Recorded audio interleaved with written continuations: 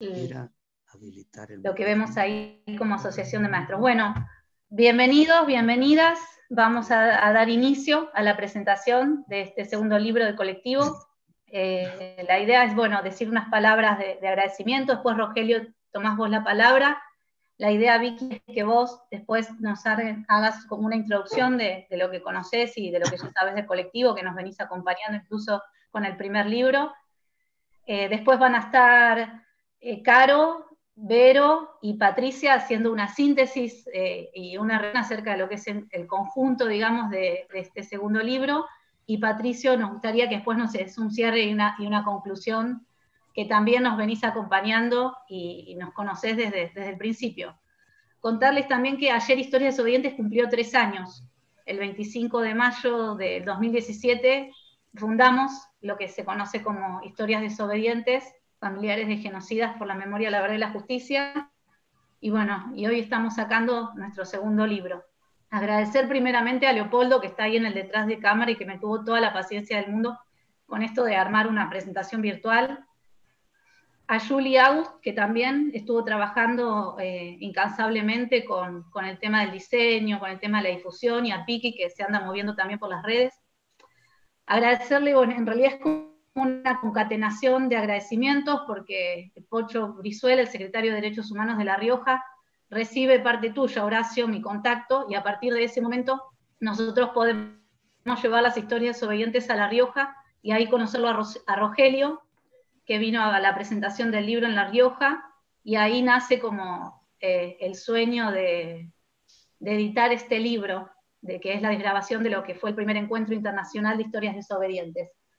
Así que, nada, agradecer también a Vero y a Caro, que hicieron todo el trabajo de edición, un laburo enorme con estos textos, a cada uno de los autores, que bueno, después los iremos desarrollando y les iremos contando que aportaron su saber, su ciencia y sus reflexiones a que podamos seguir entendiendo qué es esto de historias desobedientes y dónde nos podemos posicionar. Y bueno, y especialmente a Rogelio, que a través de la Asociación de Maestros y Profesores de La Rioja, muy generosamente se puso el proyecto al hombro para que hoy este segundo libro esté saliendo a la luz. Así que, Rogelio, te dejo la palabra para que vos nos digas y después pueda continuar Vicky. Dale. Muchísimas gracias, compañera, compañeros. Un saludo fraterno, solidario para todos. Es un honor presentar el resultado del primer encuentro internacional de historias desobedientes, sabiendo que han confiado en un sindicato docente la tarea de editar y publicar esta obra. Llevamos unos cuantos años editando a nuestros compañeros, de manera que lo hacemos con mucho cariño y con mucho entusiasmo. Este colectivo inédito tiene un gran mérito, que se lo debemos reconocer a cada uno y una de quienes lo integran. Primero, porque se produce en el medio de la avanzada negacionista y del clima de impunidad de los 4 años macristas. En este contexto de reveses y resistencias, la aparición de historias desobedientes es un golpe moral al negacionismo y a la derecha conservadora. Esta obra refleja los debates y revela la naturaleza de los interrogantes que solo pueden pasar por la cabeza y el sentimiento íntimos de estas y estos desobedientes. Pero además, sus reflexiones son uno de los aportes más innovadores en los últimos años de la lucha por memoria, verdad y justicia. Son tantos los aportes, pero uno de los que quiero recuperar es que se encargan de desterrar la idea de reconciliación, como en los textos de Verónica Stay y Carolina Bartalini, también en el de Mariana Dopaso, porque se trata de uno de los ejes del discurso dominante y una de las estrategias de instituciones como la Iglesia Católica. por otra parte, insistentemente revalorizan el lugar de la palabra, de decir y escribir, en oposición al silencio. Por esto, hacen una invitación a la reflexión conjunta entre la experiencia individual y la realidad social. Esto, sin dudas, interpela a aquellos que aún no han hecho este acto personal de ruptura. En este sentido, lo revaloriza también el escritor Uñi Goñi, que destaca la importancia del grito desobediente en esos hogares o no hogares donde reina el silencio y el mandato del familiar genocida. Por eso han elegido bien el nombre del colectivo, haciendo uso del concepto de desobediencia que tiene un significado de ruptura con los mandatos sociales y familiares. A lo largo de estos artículos dan cuenta que lo hacen desde una perspectiva humanista y feminista. Se trata de una ruptura reparadora en términos identitarios y subjetivos. Creo que el porvenir de la lucha por memoria, verdad y justicia es impensable sin estas historias desobedientes y su propia historia. Ese acto tan íntimo es la llave a los sectores sociales que pensamos durante mucho tiempo infranqueables el discurso negacionista. Bienvenidas estas historias a la colección de ediciones AMP.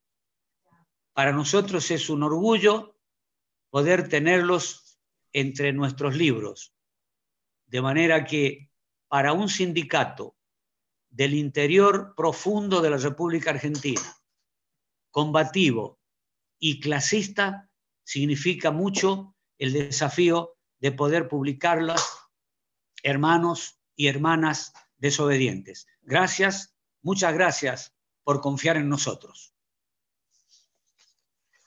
Gracias a vos, Rogelio. Gracias, porque para nosotros es un honor que también un sindicato docente nos esté editando este libro que tanto tiene que aportar también a la construcción y a la memoria colectiva. Así que bueno, Vicky, ahora te toca a vos decir unas palabras. Vicky es, bueno, además de una compañera que nos acompaña desde el momento cero, fue impulsora de la declaración de interés de nuestro primer libro en la legislatura porteña. Vicky, además de legisladora, es la presidenta de la Comisión de Derechos Humanos.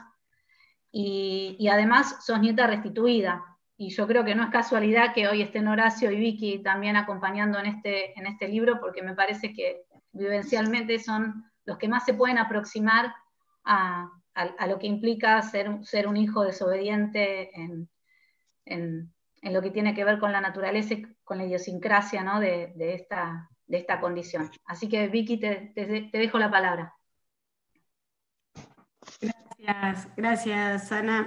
Bueno, y a todo el colectivo de compañeras desobedientes y compañeros desobedientes. Sí, decías que se cumplen 3 años, me acuerdo del primer encuentro que tuvimos en la legislatura, donde también, leyendo este segundo libro, pensaba lo que fueron los primeros encuentros difíciles para ustedes, difíciles para nosotros también, poder aproximarnos y generar un ámbito donde pensar ese momento que atravesaba la Argentina, donde se trataba de instalar nuevamente la impunidad y el discurso del negacionismo, y lo importante que fue el pronunciamiento de cada uno de ustedes para toda la sociedad y también para interpelarnos a nosotros y poder generar esos ámbitos donde se incorporaran nuevas voces distintas a las nuestras en un mismo sentido, pero distintas.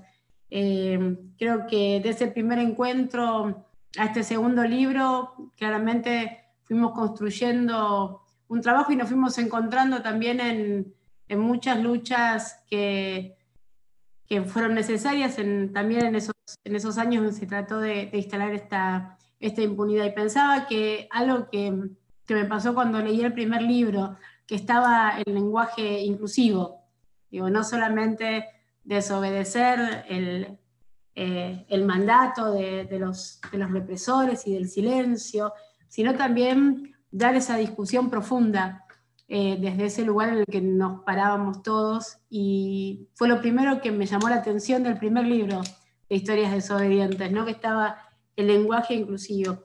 Y transitando este segundo libro y en otro momento, por supuesto, pensar en los desafíos que tenemos, ¿no? Lo que significa la historia de la Argentina, de los organismos de derechos humanos, de las madres, de las abuelas, de los hijos, de todos los organismos que, a diferencia de otros países donde también hubo dictaduras y genocidios, nos permitió construir una base de memoria y de política pública en materia de derechos humanos que en muchos otros países no suceden, ¿no? Este encuentro internacional de las historias desobedientes, parece mentira, pero todavía cuesta tanto en la Alemania nazi que los familiares identifiquen a sus seres queridos o familiares directos como genocidas, como responsables de delitos de lesa humanidad, y sin irnos a la Alemania nazi, en nuestro propio continente, en América Latina, lo importante que son los procesos de memoria y la diferencia que nosotros logramos como país, y que es tan importante también en estos momentos, porque uno piensa la historia como si hubiera quedado, como si esos genocidios, esas historias hubieran quedado en el pasado. Y lamentablemente estamos viendo muchos países del mundo, y esperemos que después de esta situación de pandemia no se haga todavía más crudo, pero cómo están resurgiendo el racismo, cómo están resurgiendo estos movimientos de desprecio por la vida, y ahí es donde uno pone en valor estas historias, digamos, que interpelan desde un lugar distinto, que también, para ser absolutamente sinceros, y lo fuimos cuando charlamos la primera vez, también nos ponía en un lugar extraño. Es decir, cómo me siento a charlar con vos cuando todavía hay un montón de situaciones que yo misma no pude reparar. Y sin embargo fue tan potente ese testimonio, es tan potente y es tan importante, y logra interpelar un sector al que claramente nosotros no vamos a poder interpelar, que no solamente creo que nutre lo que es nuestra historia de memoria, verdad y justicia, sino que nuevamente nos pone a la Argentina como un faro para el resto de los países del mundo. Digo, estos testimonios realmente son muy potentes, son muy importantes, y además nos sirven todo el tiempo como para poder repensar. Leía también el planteo de Pablo Yonto, decir, bueno, hay proyectos de ley todavía pendientes, pero que no solamente van a aportar seguramente en lo que tiene que ver con la justicia, sino que se para desde algo que quizá uno no había interpretado antes, que es lo más importante o lo más fuerte de este testimonio, es la desobediencia, ¿no? Cuando durante décadas se justificaron esa obediencia debida para todo lo que fueron los delitos de lesa humanidad. Por eso creo que es un camino que estamos transitando, ¿no? Que se está construyendo también, que se sigue construyendo, y que en 3 años toma mucha fuerza y toma mucha visibilidad. Por eso yo quiero agradecerles que cuenten con nosotros, que cuenten conmigo, con la responsabilidad política. Vos lo decías, bueno, yo soy legisladora, Pietra Gala es el secretario de Derechos Humanos de la Nación. Digo, claramente también es consecuencia de un proceso político que hizo posible que quienes militamos la memoria, la verdad y la justicia pudiéramos asumir responsabilidades para que desde estos lugares podamos seguir transformando la realidad, poniendo siempre como ejemplo y como base a nuestra bandera, que son los organismos de derechos humanos, las madres y las abuelas, los pañuelos que seguimos siempre, pero también con una responsabilidad muy grande en cuanto al futuro de la memoria. Y creo que este testimonio viene a repensar esto, ¿no? El futuro de la memoria, que es el que estamos construyendo todos los días entre todos nosotros, entre todas nosotras. Así que te agradezco que me hayas permitido, a todos ustedes, que me hayan permitido ser parte esta presentación virtual, ya la haremos presencial, pero es importante que sigamos en estos caminos y multiplicando estas voces. Así que gracias, Ana. Gracias a vos, Vicky, gracias. Bueno, ahora Carolina Bertalini es integrante del colectivo Historias Desobedientes y es coeditora junto a Verónica, tanto en el primer libro como el segundo. Bueno, además es licenciada en Letras, magíster en Estudios Literarios Latinoamericanos, o sea, si hay alguien que trabajó la palabra, me parece que es Carolina, y bueno, junto con Verónica y después con Patricia van a hacer una síntesis de lo que es este segundo libro. Bueno, buenas tardes. Gracias, Ani. Escribí algunas palabras que, bueno, la disciplina me lleva a leerlas. ¿Me escuchan bien, verdad? Sí. Junto con Verónica Stang hemos trabajado el pasado año en la compilación y edición de este libro, con la ilusión de que viera la luz prontamente, ya que estamos convencidas de que los artículos que lo componen forman un haz de nuevas significaciones y análisis sobre historias desobedientes, que nos resulta urgente sacar a la luz. A pesar de la notable diferencia entre lo que imaginábamos que sería la presentación, un espacio de encuentro nuevamente con los autores, ampliando la comunidad que venimos tejiendo poco a poco y a paso sostenido, y esta realidad que todos vivimos y que tanto nos preocupa, es como si hubiera pasado un siglo. Pero no, solo pasó y nada menos octubre de 2019, un nuevo 10 de diciembre, un verano expectante y un marzo sin marcha, asignado por el virus, que nos encuentra unides pero a la distancia. También para mí pasó el nacimiento de mi hijo, sus primeros meses en aislamiento social, los encuentros con nuevos integrantes de Historias Desobedientes a través de una pantalla, y este frío que comienza a arremeter y al que no queremos darle lugar todavía. Nosotros, Historias Desobedientes, es el segundo volumen del colectivo Historias Desobedientes. El primero se llamó Escritos Desobedientes, y también lo editamos junto con Vero a la distancia, ella en París, yo acá en Buenos Aires y en otros lados. Aquel libro fue publicado por Marea en el 2018 y nos permitió considerar como real, como material, la voluntad de la palabra y de la escritura que moviliza a muchos de los integrantes de este colectivo. Nosotris, como quieran decirle, Historias Desobedientes, reúne otro tipo de intervenciones. Son ellas en su mayoría las presentadas en el primer encuentro internacional, al que se refería recién Victoria, de noviembre de 2018, por especialistas, intelectuales, escritores, militantes por los derechos humanos y artistas, que han leído la irrupción de Historias Desobedientes en el marco del discurso social de la Argentina de aquel entonces, insisto, que hoy nos resulta tan lejano, y la construcción de un espacio de enunciación que venimos haciendo de modo sostenido y genuino, con dificultades, claro, pero con voluntad y decisión. Es esta determinación la que nos insta a seguir editando y produciendo materiales que nos ayuden a pensar sobre la situación inédita que construye Historias Desobedientes. Como primer colectivo de intervención política que reúne a hijas, a hijos, a nietes, a familiares de genocidas que los repudian públicamente. Materiales que transitan, pero que también reflexionan sobre esta yuxtaposición entre lo personal y lo comunitario, entre la memoria de la calle y las luchas y ciertas memorias sesgadas que se han pretendido imponer. Materiales que colaboren en las luchas por memoria, por verdad y por justicia, como objetivo siempre urgente y siempre presente. Materiales para seguir convocando a más desobediencias y a más rebeldías. Lo personal es político, lo sabemos. Lo personal es un modo en el que se interviene en lo social, pero también es un modo en el que somos intervenidos. Nos resulta muy importante y queremos volver a agradecerles por esto a cada uno de los autores de este libro, que se haya dedicado a pensar y trabajar sobre las zonas que lo componen. El libro tiene varios capítulos. El primero está organizado en torno a los mandatos de silencio y la ley del padre, con intervenciones de Adriana Taguada, de Liliana Furió, de Mariana Dopazo, de Pablo Yont. Y el agregado de un artículo de Gloria Higueta Pinto, que fue pronunciado en un conversatorio llamado Negacionismo e Impunidad en el Chile Actual, que se llevó a cabo en septiembre del 2019, coorganizado por la Cátedra de Derechos Humanos de la Universidad de Chile y Historias Desobedientes Chile. En el segundo capítulo van a encontrar los cruces entre la historia personal y familiar y las historias nacionales, atravesadas ambas por las violencias del Estado, la represión institucional y los genocidios de Alemania y del Cono Sur.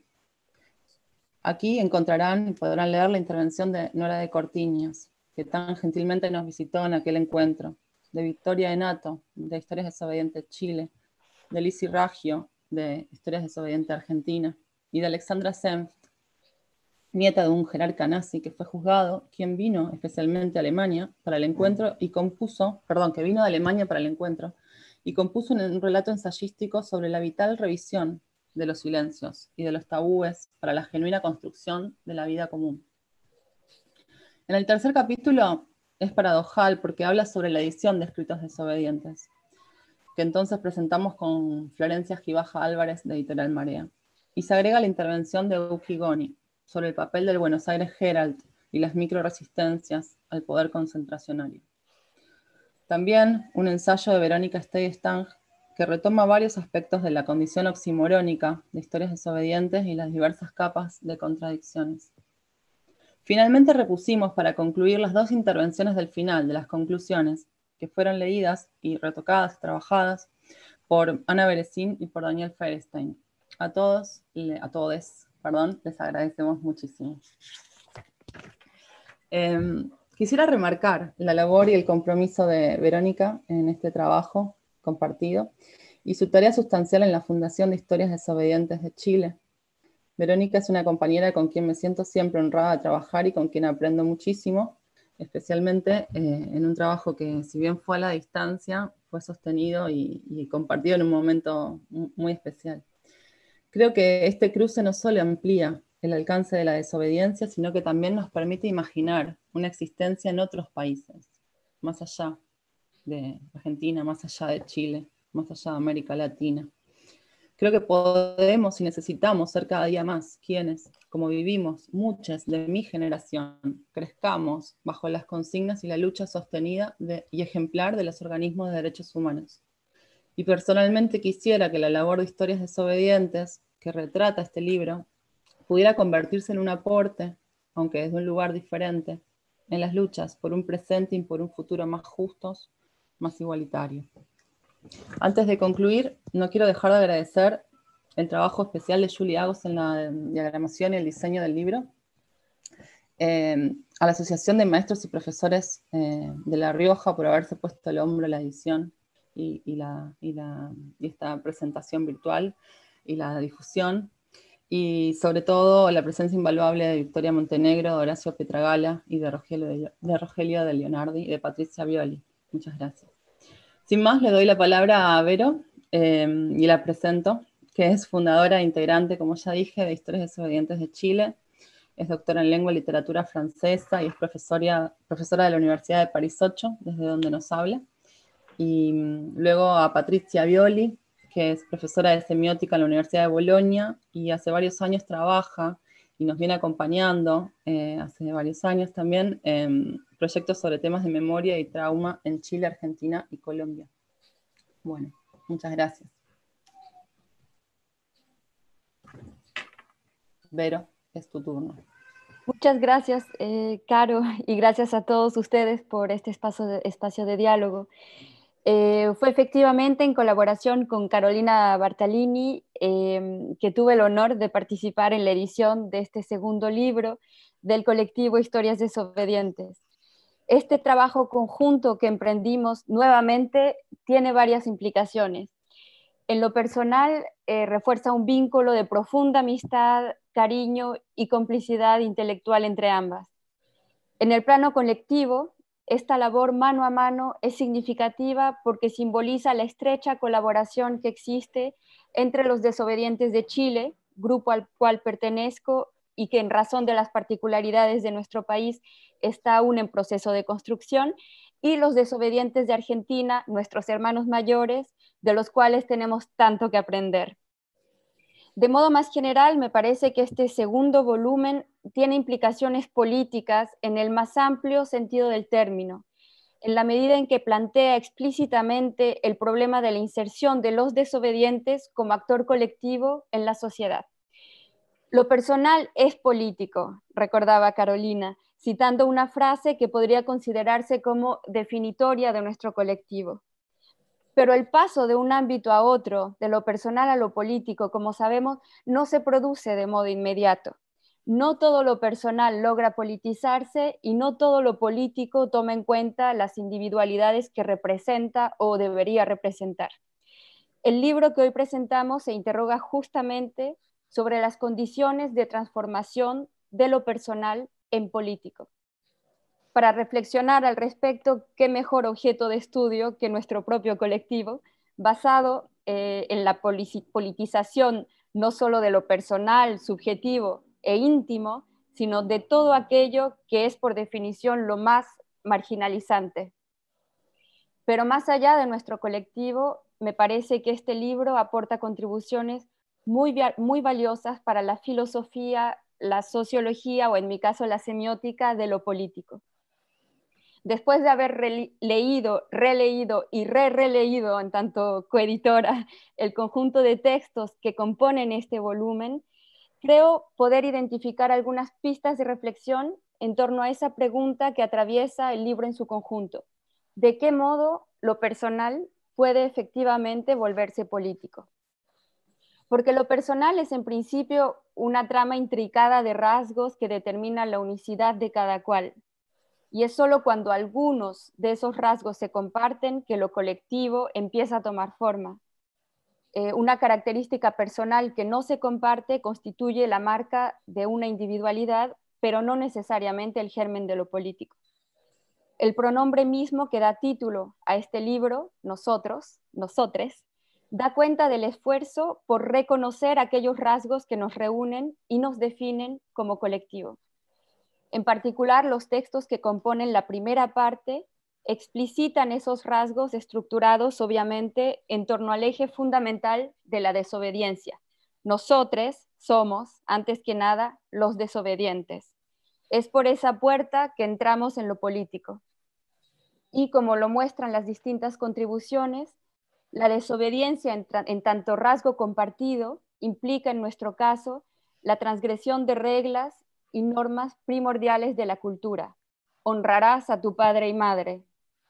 Del padre a la patria, con su etimología común, pater, pasando por el Estado, la transversalidad de nuestra desobediencia compartida aparece como la condición primera de la transformación de lo personal en político, del yo en nosotros o en nosotres.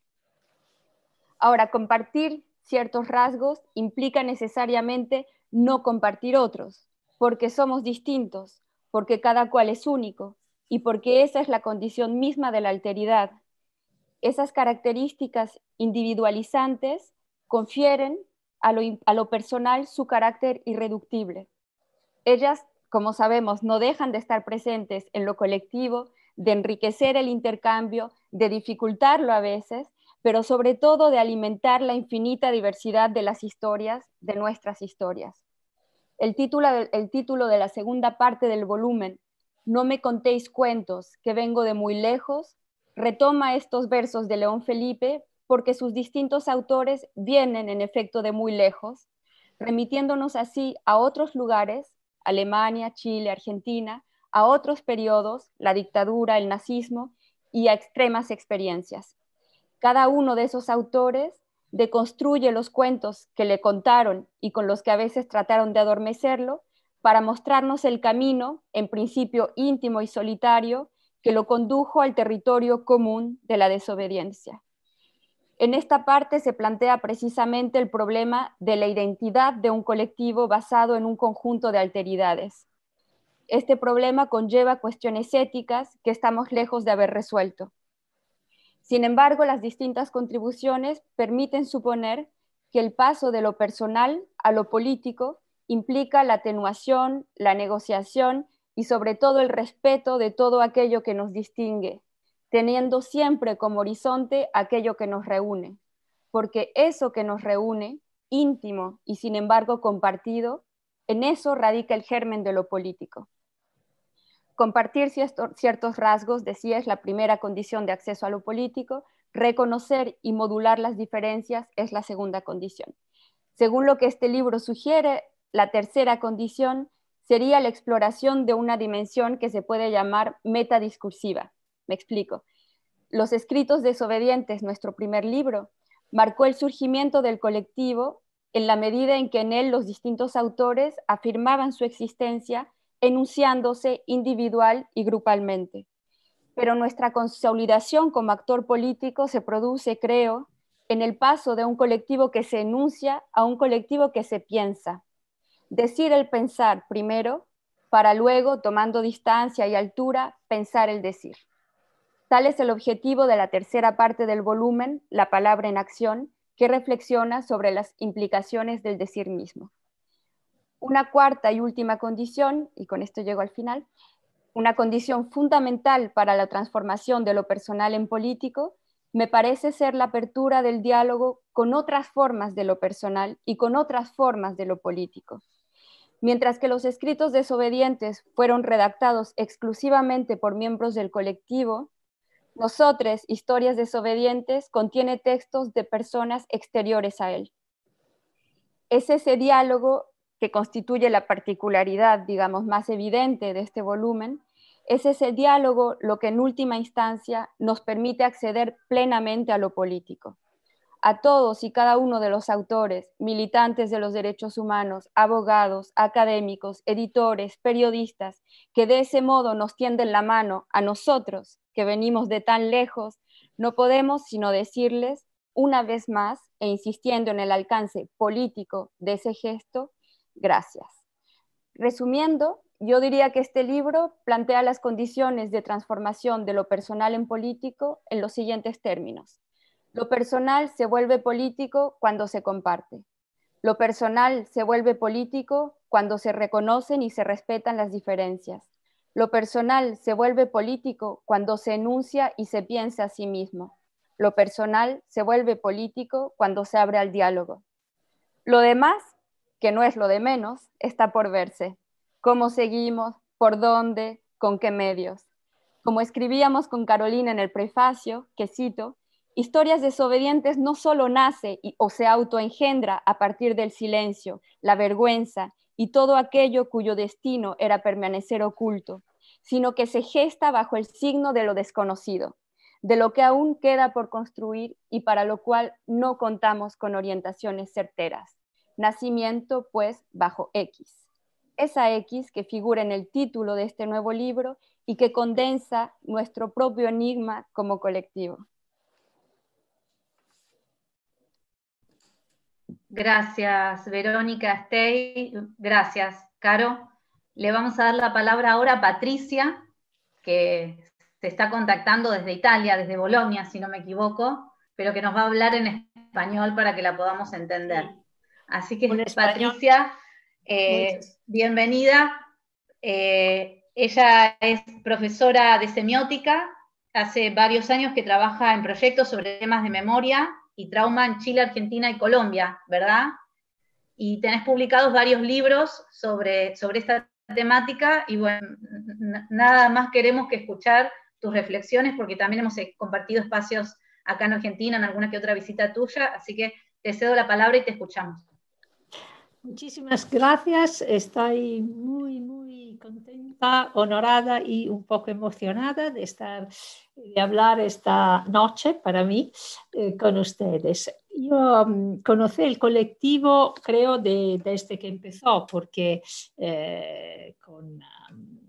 gracias a mi querida amiga Verónica me habló pronto de esta increíble aventura que ella empezó y yo fui a la presentación que tuvo lugar en Buenos Aires hace 2 años.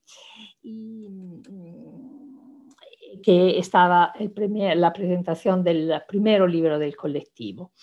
Esta segunda ópera del colectivo me impresionó muchísimo porque me parece que representa un importante desarrollo de todas las temáticas que estaban ya en el primer libro, pero aquí están reflexionadas de una manera más muy profunda, muy compleja, muy rica en muchos aspectos. Y hablan de una experiencia que es, creo, una experiencia única en muchos sentidos. Es única a nivel individual. Y a nivel individual es una experiencia personal trágica. Y en el libro se habla en un dato momento de la tragedia greca, se habla de Edipo, de Antígone. Yo siempre pensé esto, que hay al fondo algo de increíble en todas sus historias. Y creo que no hay muchas situaciones tan difíciles y tan que necesitan tan compromiso como lo que están haciendo y lo que han hecho ya. Es una experiencia única, no solamente de un lado individual, pero por su capacidad de tener juntos lo que había dicho Carolina y Verónica, individual y colectivo, y de elaborar juntas dos dimensiones de la experiencia, la singularidad de cada historia de vida, que es siempre diferente, y la dimensión del encuentro, de la palabra junta, de la condivisión y de la elaboración colectiva, y al final de la acción política también. Entonces hay niveles diferentes que se mezclan en su experiencia del colectivo.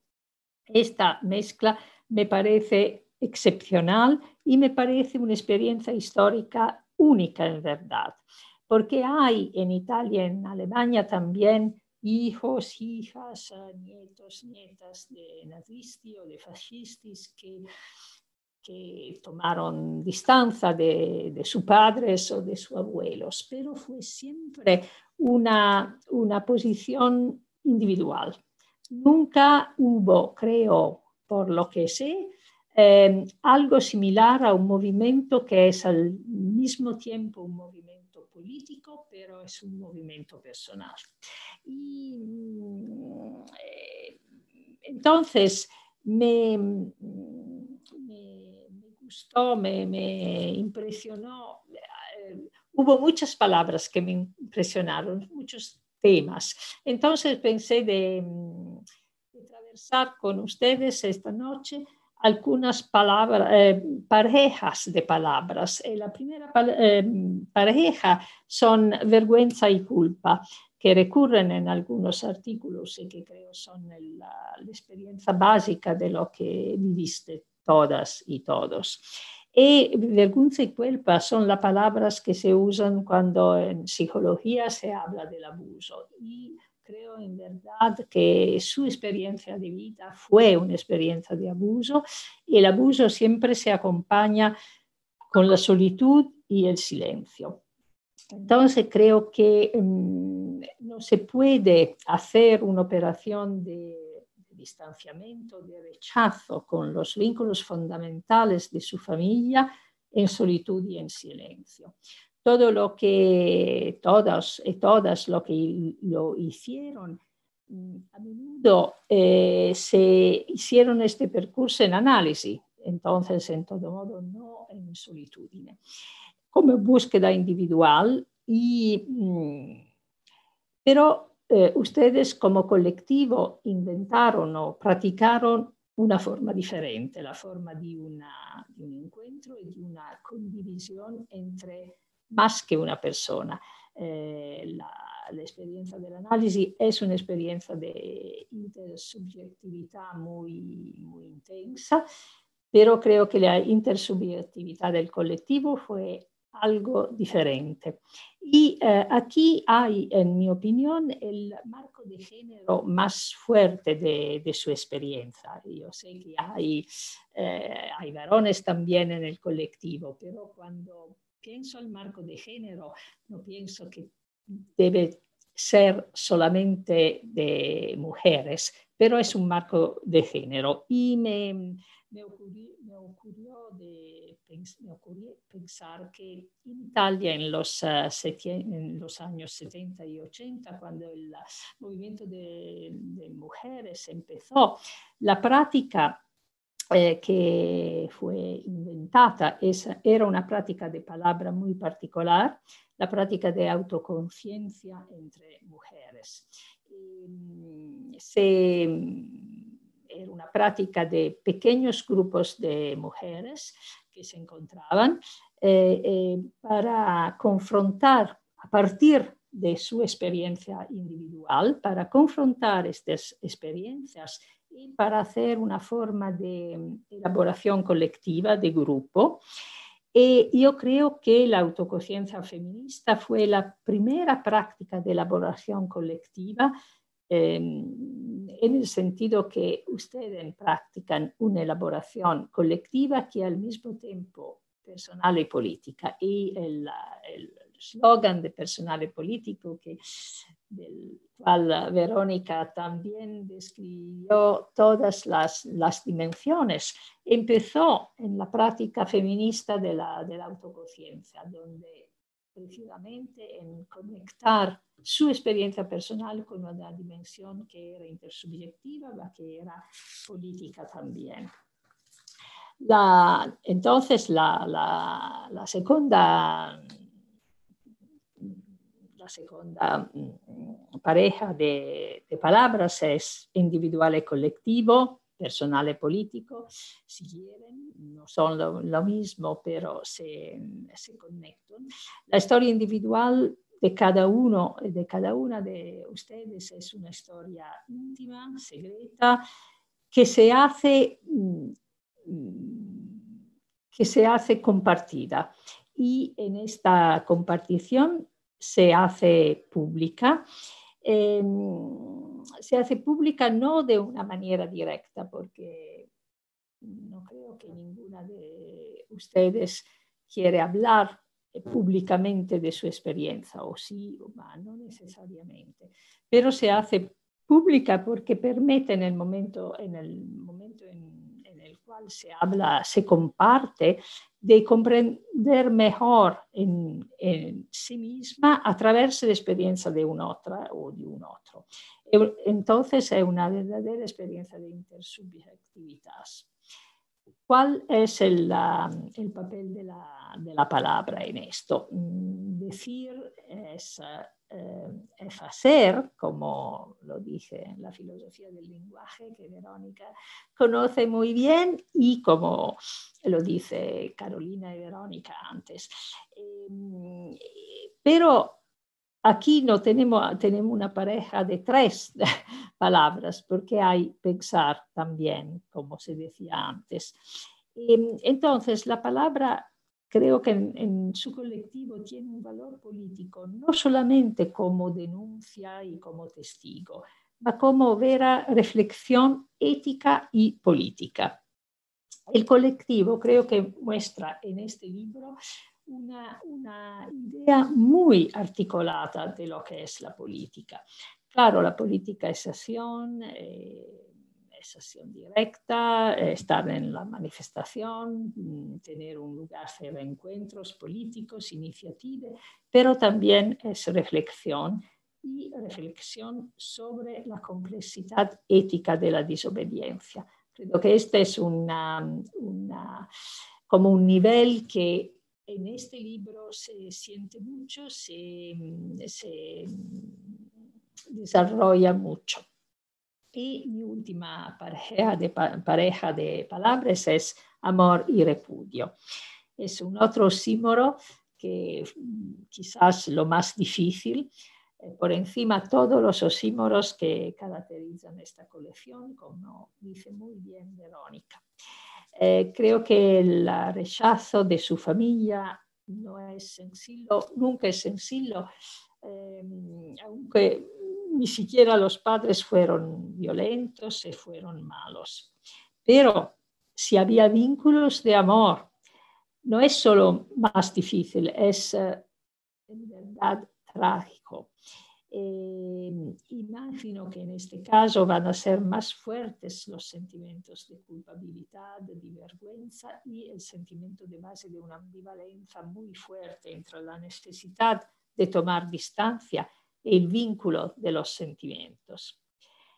Me impresionó mucho en este sentido lo que Lizzie Raggio dijo sobre el amor y el repudio, que el repudio fue una condena de amor, no de odio. Por supuesto, esta es su historia, puede ser que otras y otros tuvieron una experiencia diferente, pero esta idea que algunas veces es necesario decir no por amor y no por odio, me parece el sentido más importante de la ética de la desobediencia. Entonces, muchas gracias por lo que hicieron y lo que están haciendo. Me parece muy importante. Muchas gracias, Patricia. Me quedo con esas palabras de la ética del amor en la desobediencia, porque me parece que es un eje, me parece que es algo que también tomamos de la lucha de las madres y las abuelas, ¿no? De alguna manera. Bueno, Horacio Pietragala es el secretario de Derechos Humanos a nivel nacional, además de compañero militante de muchos años, además de que él es nieto restituido. Y bueno, también viene acompañando y conociendo el recorrido de este colectivo. Creo que la primera charla la tuvimos allá en el Scratch de Checolás, en Mar del Plata. No sé si esa fue la primera vez que hablamos. Pero bueno, la verdad que es un honor, Horacio, te lo digo en nombre de todos los compañeros y compañeras desobedientes, lo mismo que a Victoria Montenegro, contar con la presencia tan simbólica y tan política de ustedes en esta presentación. Así que bueno, te dejo la palabra, Horacio, para que nos hables. Bueno, hola, ¿cómo están a todos de los que estén participando en esta presentación de este segundo libro de Historia Desobediente? En primer lugar, bueno, felicitarlas por este logro. Creo que poder construir un texto que va a servir para seguir construyendo la memoria colectiva, no solo en nuestro país, y queda en evidencia en esta presentación, sino en la construcción de la memoria colectiva del mundo, ¿no?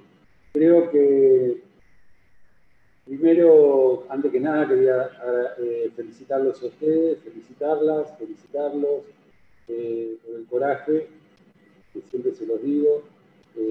Lo nuestro fue, cuando a veces hablamos con Natalia y pensábamos en las similitudes que tienen nuestras historias, siempre decía lo de ustedes es mucho más valiente, porque nosotros salimos a buscar un encuentro. Ustedes tal vez con la decisión que toman rompen algo de ese vínculo que había familiar, y creo que, bueno, es más fuerte poder vivir con la paz de saber que uno está colaborando con la construcción colectiva de la memoria, de la verdad, de la justicia, y de que nunca más se cometan hechos tan aberrantes como los que se vivieron en la última dictadura militar. En primer lugar, en segundo lugar, digo, creo que tal vez la reflexión que me lleva, mucho ya se dijo, y Vicky, hago mía las palabras de Vicky, que estamos casi en sintonía, no sé por qué, nos conocemos hace mucho, pero creo que hay algo que sí, en esto, perdonen los que están conectados desde otros países, pero Argentina tiene una impronta y tiene que ver con que el proceso que se vivió después de esa dictadura militar, primero con el juicio de las juntas, claramente, que después por circunstancias políticas y de poder real quedaron truncos algunos avances. Con la llegada de Néstor Kirchner en nuestro país, abrió la posibilidad de que se acabara la impunidad en Argentina.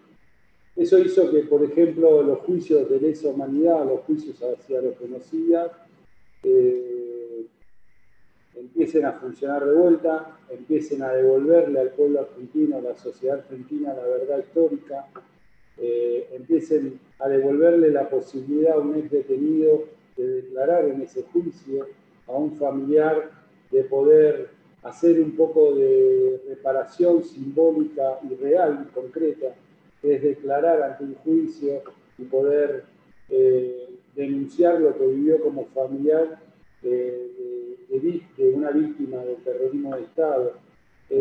Hizo que muchos jóvenes, hombres y mujeres, se puedan acercar a abuelas de Plaza de Mayo a recuperar su historia, a buscar su identidad, sacándose la mochila de la culpa y también contextualizando que había una sociedad que empezaba a entender que eso estaba bien, porque tal vez cuando Vicky recuperó su identidad ya por el 97, si no me equivoco, el 98, y yo recuperé mi identidad en el 2003 antes que asuma el gobierno de Néstor, la sociedad era muy, perdón que haga, voy hacia un lugar, perdón que haga una mención a esto y haga un poco un poco de nuestra historia, pero creo que se entrelazan.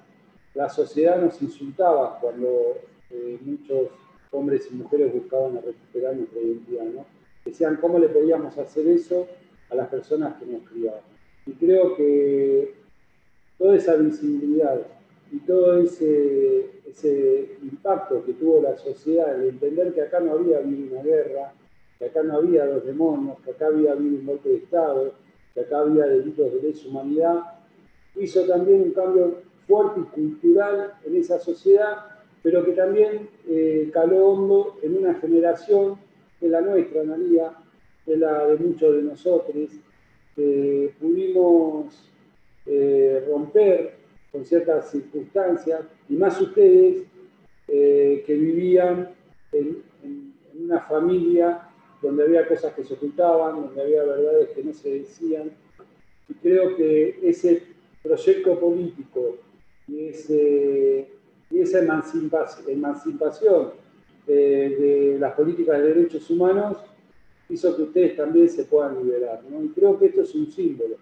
porque la liberación, para los que creen que cuando un gobierno toma una medida solo es para un sector, la historia desobediente demuestra, historias desobedientes demuestra que realmente tiene un impacto mucho más allá del mundo al que se piensa que uno repara con un accionar político. Creo que, como dije antes, hay una cuestión generacional del momento político que vivimos, que habilitó a que ustedes se puedan, a que todos ustedes puedan tomar esa valentía, porque había un Estado que estaba acompañando, porque había un Estado que estaba mostrando la verdad a la sociedad argentina. Y después, cada vez que las encuentro, siempre les digo la valentía de cada uno, cada una de ustedes, de poder romper con ese vínculo sanguíneo, tal vez, no sanguíneo, ese vínculo familiar, pero teniendo en claro que los delitos de lesa humanidad también son cometidos contra toda la humanidad, incluyendo, obvio, a ustedes. Y eso tal vez es la comprensión de que estos delitos se siguen cometiendo, que sigue habiendo muchas familias que todavía no pudieron saldar parte de las heridas que ocasionó a las víctimas directas y a las víctimas indirectas, ¿no? Creo que las víctimas indirectas somos toda la sociedad argentina, las víctimas directas sabemos a qué nos referimos. Por eso siempre digo que es importante el relato de ustedes, porque en algunos momentos donde los gobiernos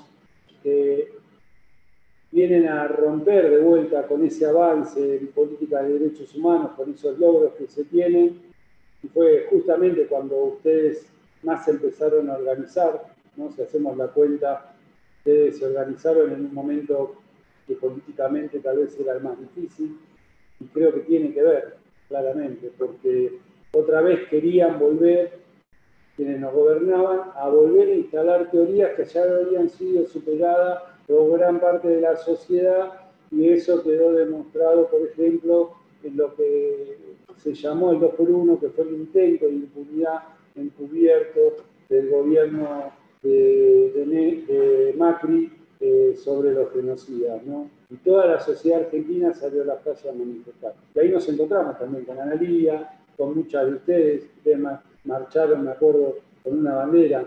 Y tiene más que ustedes, le dio legitimidad al reclamo también histórico de esos organismos de derechos humanos, ¿no? Porque obvio que el damnificado directo o el familiar iba a pedir justicia, iba a pedir la aparición con vida de esos nietos, esas identidades, digamos, que hoy estamos buscando, la aparición de los restos de nuestros desaparecidos. Eso es lógico y casi natural. Ahora, ustedes vinieron a romper y a molestar de una manera muy desobediente, ¿no? Creo que lo que hicieron ustedes legitimó parte de la lucha y del reclamo histórico de aquellas mujeres que empezaron solas, que empezaron insultadas, bastardeadas por la sociedad, y hoy creo que ustedes dan legitimidad también a ese reclamo, a esa consolidación de las políticas de memoria, verdad y justicia. Como dije antes, celebro este libro porque creo que construye a esa memoria colectiva, a ese seguir reclamando justicia. Creo que hay que trabajar para que salga la ley. Ahora estamos en otros tiempos donde nos va a ser más fácil. Estuvimos con Analía cuando la presentaron en el Congreso y la verdad era muy difícil sacar esa ley porque quienes nos gobernaban eran los socios económicos de los que habían sido los ejecutores de ese golpe de Estado, ¿no? Los CEOs fueron los mayores favorecidos de esa dictadura militar, y esa dictadura militar se instaló para instalar un modelo económico que fue muy similar al que llevó adelante el gobierno de Mauricio Macri hace unos años atrás. Así que primero, o por último, digo, agradecer la invitación. Para mí es importante poder aportar de la Secretaría. Se truncó un poco con el COVID-19 la agenda que queríamos llevar adelante desde el Ejecutivo, se focalizó un poco la atención, obvio, en toda esta problemática, pero bueno, creo que pronto vamos a superar todos estos inconvenientes que estamos teniendo y vamos a poder seguir trabajando con historias desobedientes, con los organismos de derechos humanos, porque ahí escuchaba el llanto de no sé si era la hija de Carolina, creo. Bueno, esa niña hoy no tiene conciencia, pero creo que va a estar orgullosa de su madre y esas nuevas generaciones van a estar orgullosas y orgullosos de cada uno de ustedes por la decisión que tomaron, porque es amar la vida, es proyectar una sociedad con ese amor a la vida, con más verdad, con más memoria, con más justicia y con más igualdad. Y creo que en eso acá tienen un compañero, más allá de las responsabilidades políticas que tengamos, para acompañar a todo el colectivo y para seguir profundizando esas políticas de memoria y verdad y justicia que junto con Alberto y Cristina tenemos que recupere el lugar que había tenido Argentina hace años atrás.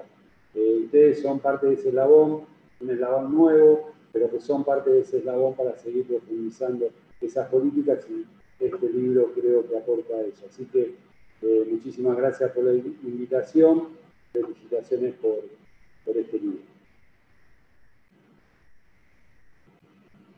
Bueno, gracias Horacio por tus palabras. Estamos siendo extremadamente puntuales, quiero que lo sepan, son las 19, y me resta solamente, bueno, agradecer a los más de 350, no sé cómo se dice, youtubevidentes que estuvieron siguiendo la charla, a todos los mensajes que nos están dejando, que son muchos y después los miraremos con detenimiento, y también socializar que el link del libro está disponible para que lo puedan descargar gratuitamente, tanto en la página de AMP Ediciones como en la página de Historias Desobedientes va a estar disponible. También nos pueden escribir al mail de historiasdesobedientes@gmail.com y se los mandamos también en formato PDF. Es un libro que está para libre circulación y a disposición de quien así lo desee. Así que vamos a dar por concluida esta presentación virtual y nuevamente, una y mil veces, agradecer en serio a cada uno, a cada una de los participantes, a Rogelio y a la Asociación de Maestros y Profesores de La Rioja, Horacio Pietragala, Victoria Montenegro, Patricia Violi, Caro Bartalini y Verónica Stey. Gracias por estas reflexiones.